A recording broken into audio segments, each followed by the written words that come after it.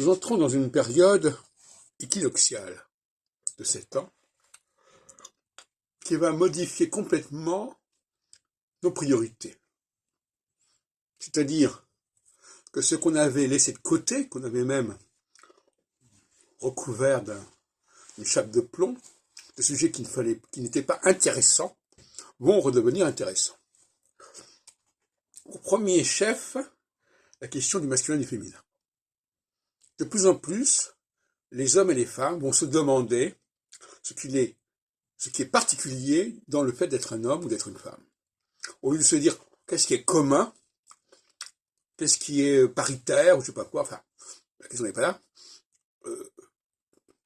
Les topics sensoriels que j'ai développés, et maintenant aussi ce que j'appelle les valeurs jungiennes d'animus et d'anima, sont certainement très porteurs et très portés par cette nouvelle période équinoxiale. Donc c'est un marché qui va s'ouvrir du masculin et du féminin.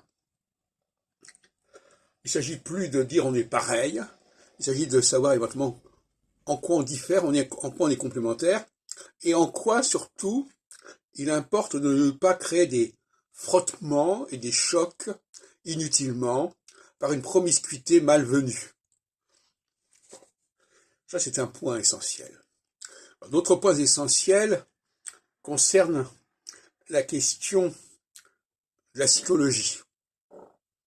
Là encore, il faut arrêter d'être dans le déni en disant on sait exactement ce que sera le futur, il n'est jamais qu'une projection du présent sur le futur, etc. Il faut accepter qu'il y ait des périodes qui aient chacune leur spécificité et qui vont se succéder. Et ça va jouer évidemment dans le champ du droit constitutionnel. On va devoir penser des calendriers à partir du respect des périodes de 7 ans notamment, au lieu de faire du grand n'importe quoi. Voilà les deux grands thèmes que je propose. Il y en a certainement d'autres.